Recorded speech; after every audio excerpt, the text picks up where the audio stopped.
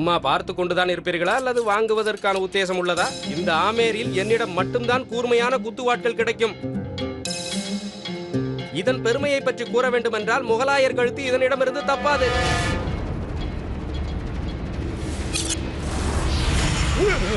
கூர்மை என்றால் இவ்வாறு இருக்க வேண்டும். உன்னிடம் இருப்பவை வெறும் துருப்பிடித்தவை. இவற்றுக்கு கூர்மை என்றால் தெரியாது.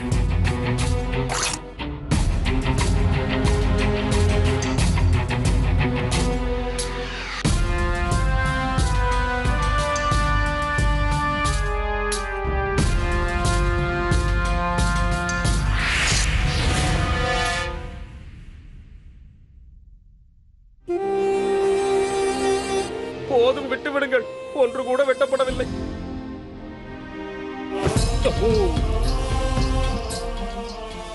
சரி, ஒப்புக்கொள்கிறேன். அது போகட்டும். தங்கள் பெயர் என்னவோ?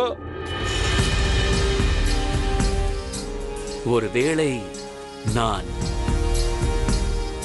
என் பெயர் ஷஹன்ஷா ஜலாலுதீன் முகமது என்று கூறினால் என்ன செய்வாய்? பிறகு நான் சொல்லுவேன், என் பெயர் ராஜா பர்மல் என்று.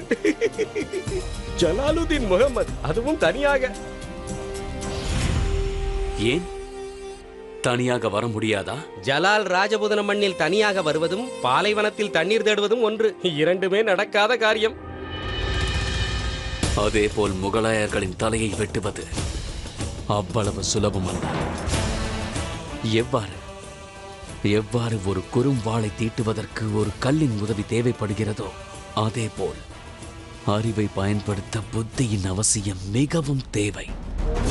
ஜலால் இங்கு தனியாக கூட வரலாம், புரிகிறதா? ஏதோ ஒன்று. முகலாயர்களின் மன்னர் ஷஹன்ஷா ஜலாலுதீன் முகமது அவர்களே.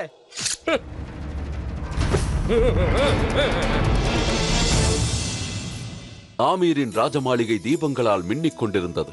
ஆனால் ஜோதாவின் மனமோ இருண்டு கிடந்தது. 4 திசைகளிலும் மகிழ்ச்சி ஆரவாரம் ஒலித்துக் கொண்டிருந்தது. ஆனால் ஜோதாவின் இதழ்களோ மௌனத்தால் பூட்டப்பட்டிருந்தது. ஜோதாவின் பெற்றோர் அவர்கள் எடுத்த முடிவில் மகிழ்ச்சியுடன் இருந்தனர்.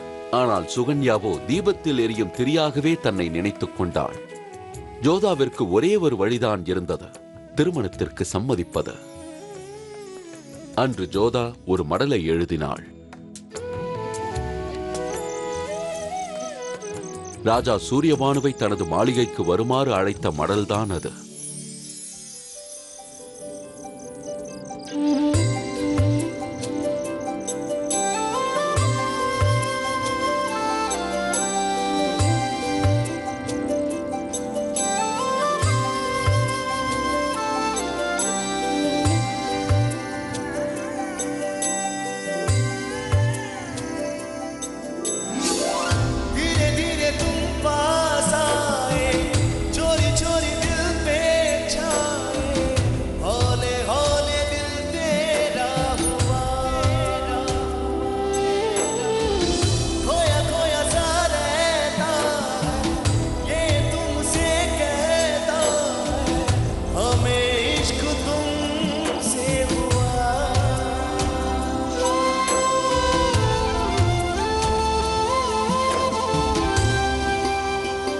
எனக்கு மடல் எழுதியவரோடு தான் நான் இப்பொழுது பேசிக் கொண்டிருக்கிறேனா?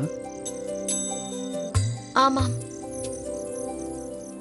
திருமணத்திற்கு முன்பாக நாம் இவ்வாறு சந்திப்பது தவறில்லையா?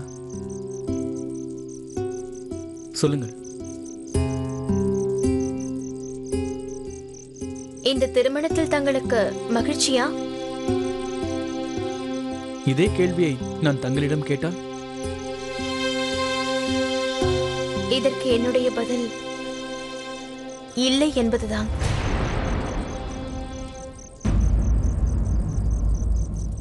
ஏன்?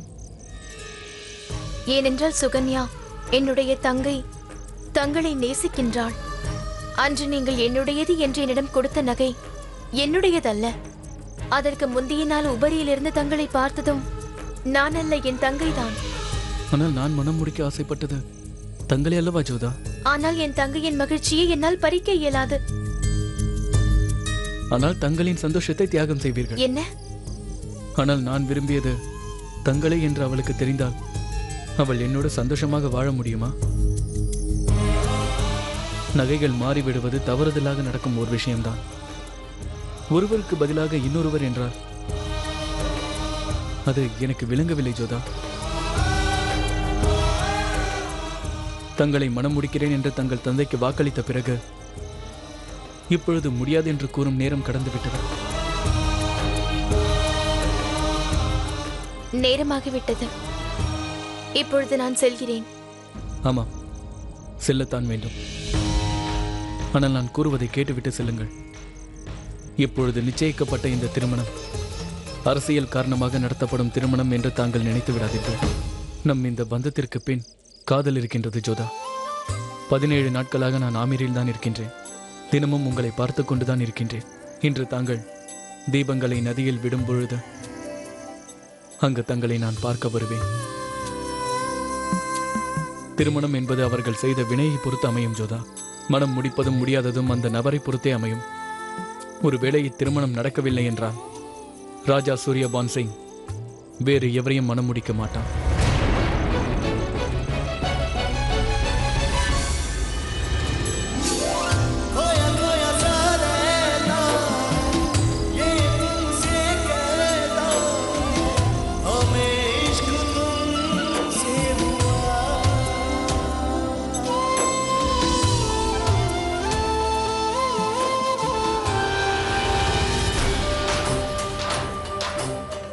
ஆமீரில் விழாவின் உற்சாகம் 4 திசைகளிலும் எதிரொலித்தது. ஒரு கணம் ஜலால் எதிரியின் மண்ணில் இருப்பதையே மறந்துவிட்டார் என்றுதான் சொல்ல வேண்டும். பாலைவனத்தில் இவ்வளவு அழகான நகரமா என்று மலைத்து போனார் ஜலால். அங்கு ஜலாலின் கண்களோ யாரையோ தேடுவது போல் இருந்தது. ஜலால் இருக்கும் அந்த உலகம் வேறு, ஜோதா இருக்கும் இந்த உலகம் வேறு. எச்சரிக்கை! ஆமீரின் அரச குடும்பத்தினரின் பல்லக்கு வந்து கொண்டிருக்கிறது. எச்சரிக்கை! ராணி மேனாவதிக்கு, ராணி மேனாவதிக்கு, ராஜகுமாரி சுகன்யாவிற்கு, ராஜகுமாரி சுகன்யாவிற்கு, ராஜகுமாரி ஜோதாவிற்கு, ராஜகுமாரி ஜோதாவிற்கு.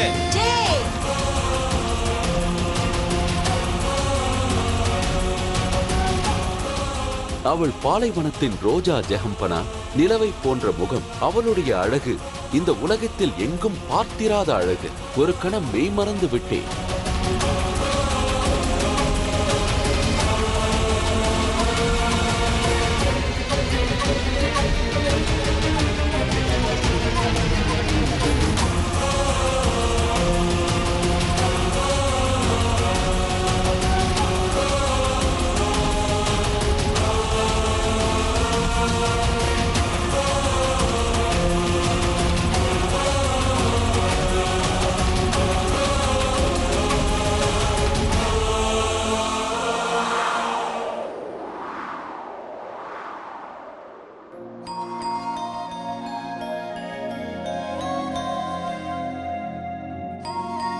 பார்வையும் மூச்சுக்காற்றும் ஒன்றர கலந்தது. வாயடைத்து போய்விட்டார் ஜலால். ஜோதாவின் புன்சிரிப்பைக் கண்டு தன்னையே மறந்தார் ஜலால். ஜோதாவின் பட்டு போன்ற மேனியை கண்டதால் ஜலால் தன்னையே மறந்துவிட்டார். அக்கணமே ஜோதாவையும் அக்பரையும் சரித்திரம் ஆட்கொண்டு விட்டது. தக்க தருணத்திற்காக மட்டுமே காத்திருக்க வேண்டும்.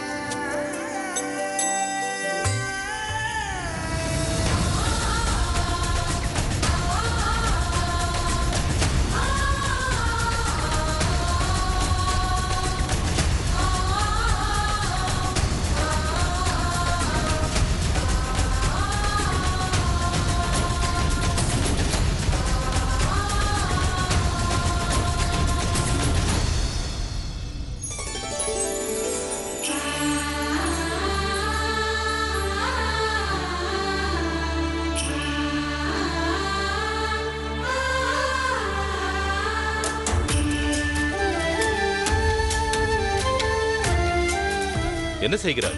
உனக்கு தெரியவில்லையா? பான்பூரின் மகாராஜா சூரியபான் சிங். மன்னிக்க வேண்டும் மகாராஜா, தவறு நடந்துவிட்டது. செய்த தவறையே மீண்டும் ஏன் செய்கிறீர்கள்? நானும் ராஜா சூரியபான் சிங்குடன் தான் வந்தேன். போகட்டும், விடு. மன்னியுங்கள்.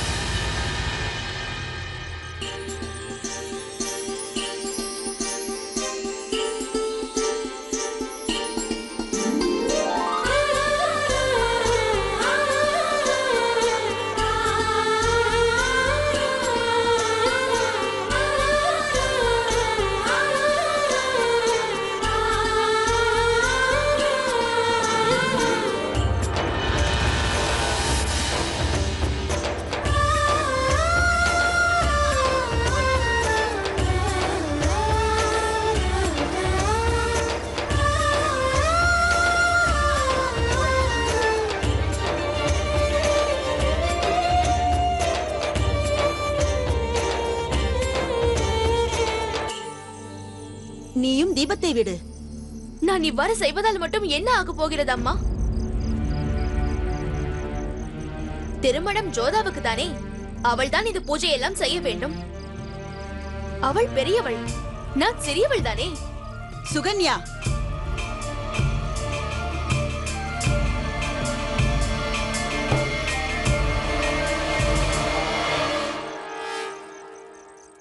இதோ விட்டு விட்டேன், போதுமா? சரி, வேண்டுதல்.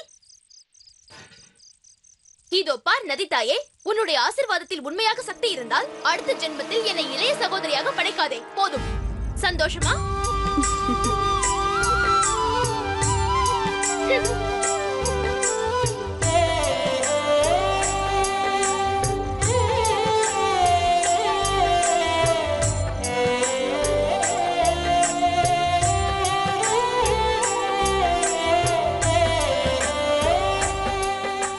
இதை பற்றி உனக்கு தெரிந்திருக்கும் ஜோதா. இருந்தாலும் நான் மீண்டும் உனக்கு ஒரு முறை கூறுகிறேன்.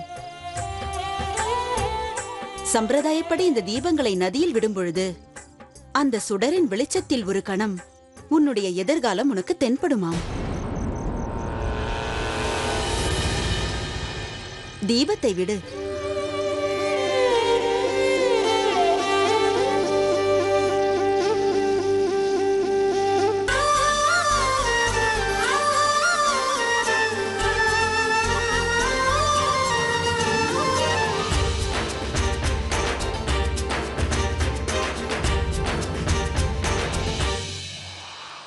அம்மா நதித்தாயி,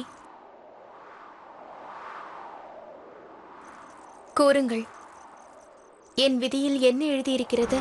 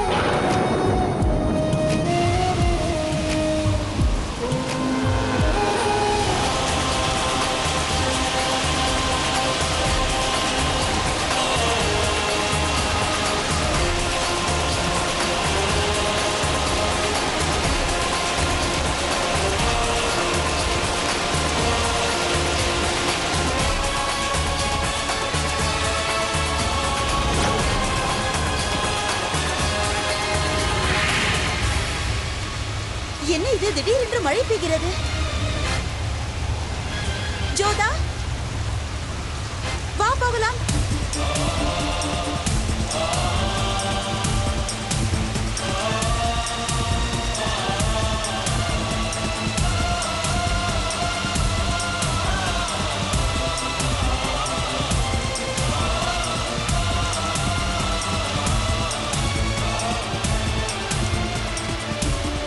இந்த சடங்கு நடந்து கொண்டிருக்கும் பொழுது, அதுவும் சித்திரை மாதத்தில் மழை, இது நல்ல சகுனம் இல்லையா ஜோதா? இது நல்ல சகுனம்தான். என்னுடைய பிரார்த்தனையை அந்த கடவுள் ஏற்றுக்கொண்டு மழையின் வாயிலாக எனக்கு பதில் கூறியுள்ளார். சரி சரி, வா போகலாம்.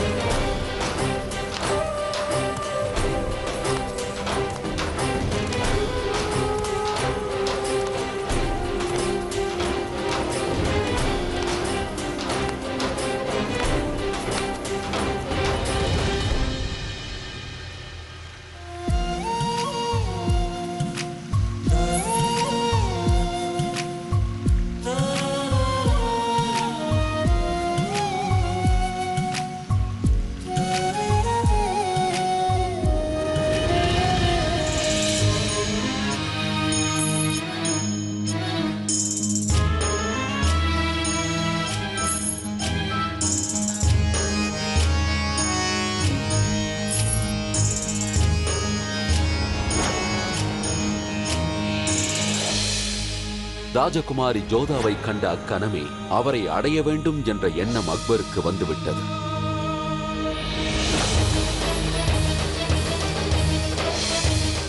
ஆமீரில் அழகான பெண்களுக்கு அளவே இல்லை. எனினும் ஜலாலின் மனதிலோ ஜோதா மட்டுமே குடிகொண்டிருந்தாள்.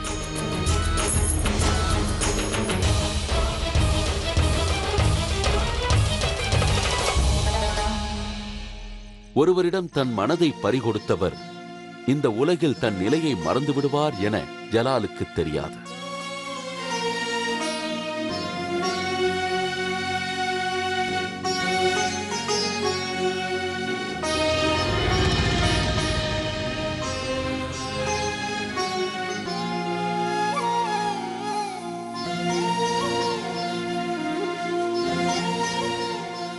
இப்போது ஜலாலின் மனதில் ஒரே ஒரு எண்ணம் மட்டும்தான் இருந்தது. அது ஜோதாவை அடைவது.